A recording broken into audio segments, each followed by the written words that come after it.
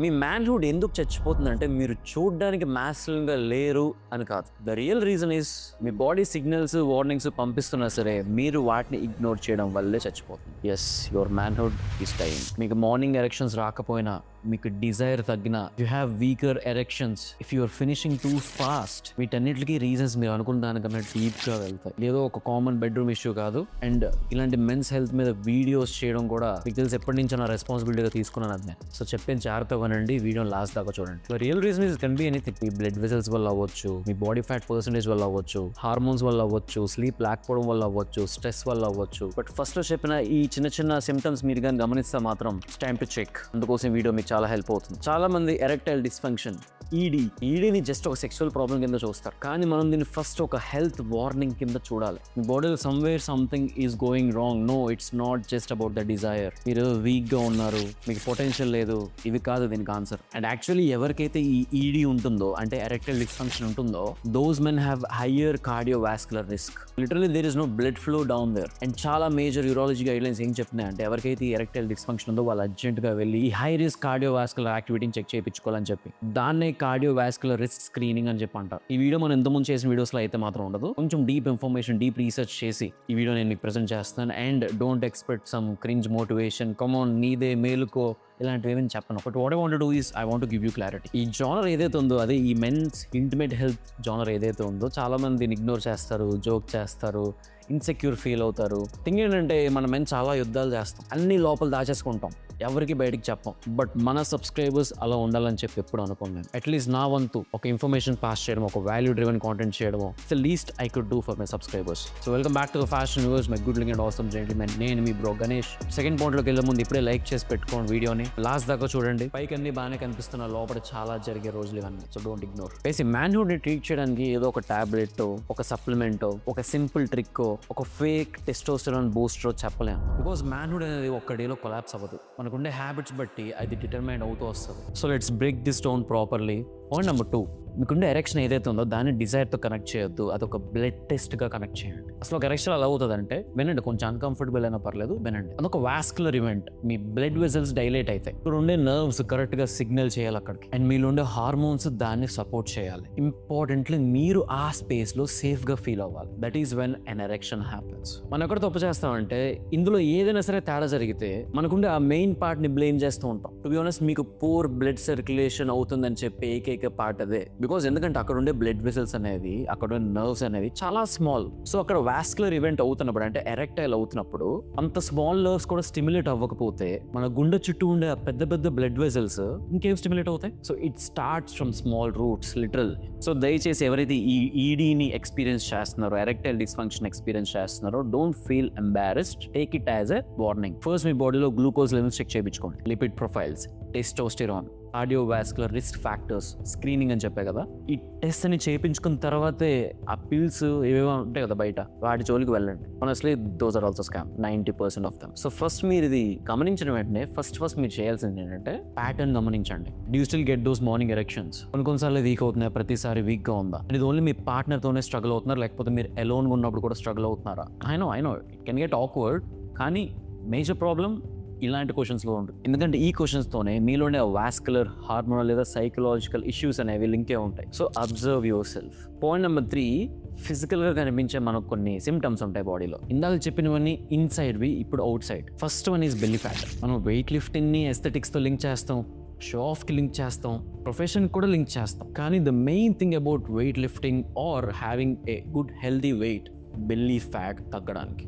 Because belly fat literally మీ belly కిందనే కదా ఈ లిబిడో కానీ మీ పెల్విస్ రీజన్ కానీ ఉండేది. సో ఆ ఏరియాలో కాన్సన్ట్రేట్గా బెల్లీ ఫ్యాట్ ఉంటే how can you expect anything to happen down there? ఎలా ఎక్స్పెక్ట్ చేస్తారు? నెక్స్ట్, ఇన్సులిన్ రెసిస్టెన్స్, అంటే డయాబెటీస్. టైప్ 1 టైప్ 2 కాదు, డయాబెటీస్. ఫిజికల్గా మనకు కనిపించేవి ఏంటి?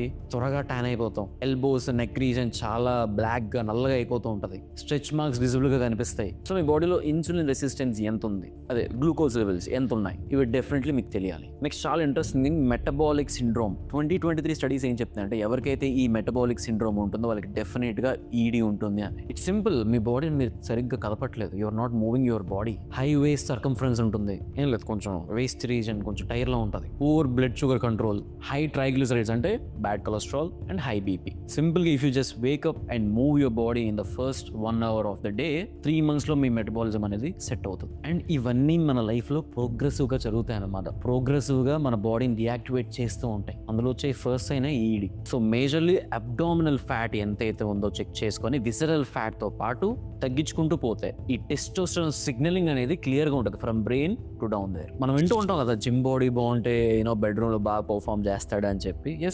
Yes that is a fact. మీ వెయిట్ లైన్ అనేది జస్ట్ ఎస్థెటిక్ కోసం కాదు, literally that's sexual health. Point number 4, exercise అనేది అవుట్ ఆఫ్ ద క్వశ్చన్. మీకు కానీ బెటర్ సెక్షువల్ హెల్త్ కావాలి అంటే it's mandatory exercise. Lifting weights, brisk walk, sun exposure, ఇవన్నీ మన బాడీలో హై టెస్టోస్టెరాన్ బూస్ట్ చేస్తాయి. అంతే కదా, ఇవి మీ మూడ్ ఎన్హాన్స్ చేస్తాయి, వాస్కులర్ హెల్త్ ఎన్హాన్స్ చేస్తాయి. The benefits are endless. నేనేమి ఎక్సర్సైజ్ ఒక మ్యాజిక్ అని చెప్పట్లేదు, కానీ ఏవైతే సిస్టమ్స్ మీ ఎరెక్షన్స్ మీద డిపెండ్ అయి ఉంటాయో వాటిని బెటర్ చేసేదే ఎక్సర్సైజ్. ఫస్ట్ మీ ఎనర్జీ బాగుంటుంది, మెటబాలిక్ హెల్త్ బాగుంటుంది, మీ మూడ్ బాగుంటుంది, సెక్షువల్ హెల్త్ బాగుంటుంది, everything is a plus.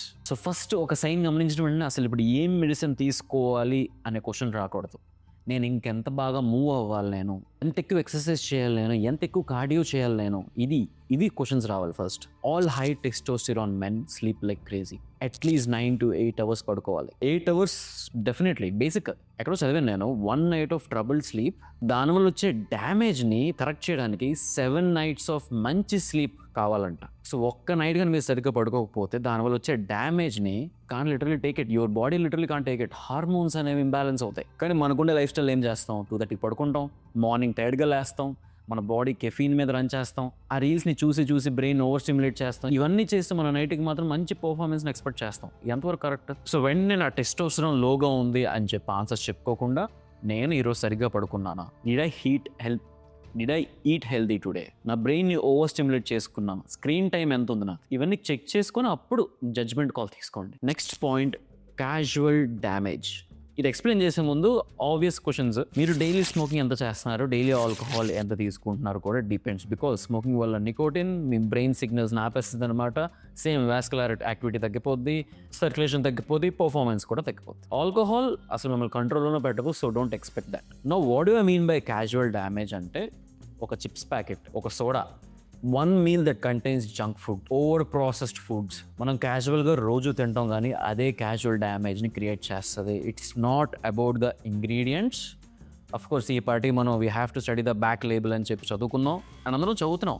But there are harmful chemicals lurking in those ingredients. ఏవో స్టెబిలైజర్స్ అంటారు, ఏవో కెమికల్స్ అంటారు, నోరు కూడా తిరగదనమాట. Literally these kind of chemicals మీ హార్మోనల్ ప్రొడక్షన్ని అడ్డుతున్నాయి. And it's not very easy.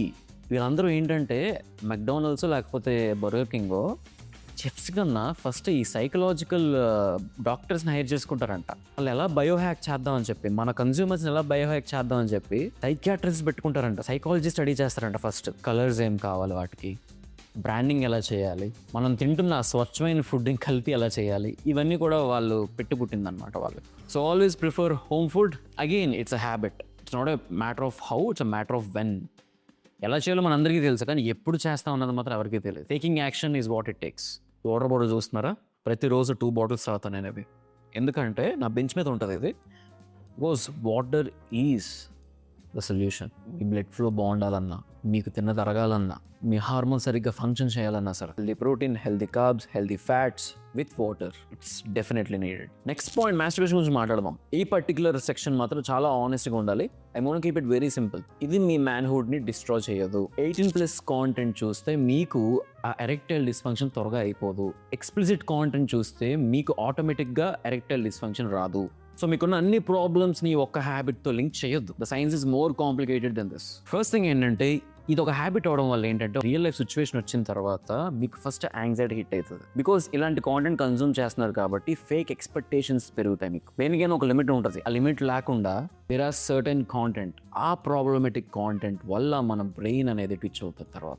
Self pleasure అనేది ఒక కామన్ హ్యూమన్ సెక్షువల్ బిహేవియర్, అందులో తప్పేం లేదు. కానీ ఇంట్రెస్టింగ్లీ ఈడీ అనేది ఎందుకు వస్తుందంటే, it's because it's in the brain. At some point real ఇంటిమేసీని కూడా వద్దనుకుంటారు. ఏదో క్యాజువల్గా అయ్యేది కంపల్సరీ అయిపోతుంది అనమాట. ర్యాండమ్గా వచ్చే డిజైర్ ప్యాటర్న్ కింద మారిపోతుంది. అల్టిమేట్లీ ప్లెజర్ కోసం చేసేది స్ట్రెస్ వల్ల, ఎలోన్ ఉండడం వల్ల, బోర్ కొట్టడం వల్ల చేయాల్సి వస్తుంది. So the real reasons are conditioning, escapism, boredom and జీవితంలో పని లేకపోవడం. సో మై డియర్ మెన్, నేను ఒకటే చెప్తున్నాను, మనం ప్రతి year we grow as a men కదా.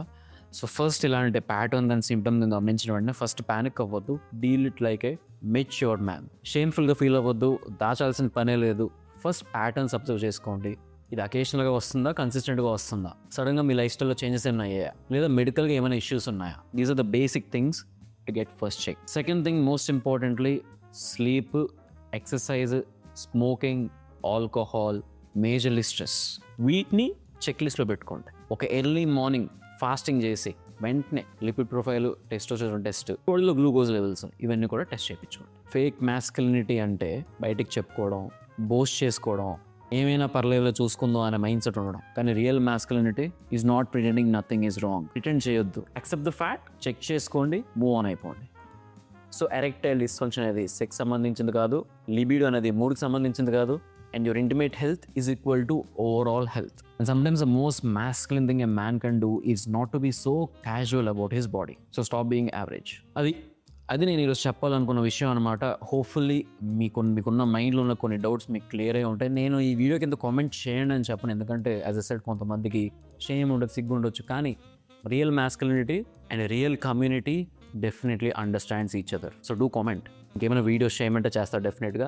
అండ్ లైక్ చేయడం మర్చిపోదు, because based on the likes only నాకు ఇలాంటి కాంటెంట్ చేయాలో వద్దా అని చెప్పి ఒక క్లారిటీ వస్తుంది అనమాట. బట్ పక్కా చేస్తా, దట్స్ ఫర్ షూర్. అండ్ మీ ఫ్రెండ్స్తో కానీ ఫ్యామిలీతో కానీ షేర్ చేయండి. And make sure to subscribe to fashion words. ఇక్కడ ఫ్యాషనే కాదు, ఇంకా చాలా డీప్గా మనం డిస్కస్ చేస్తాం అనమాట, చాలా టాపిక్స్ని. And I see you guys in the next one.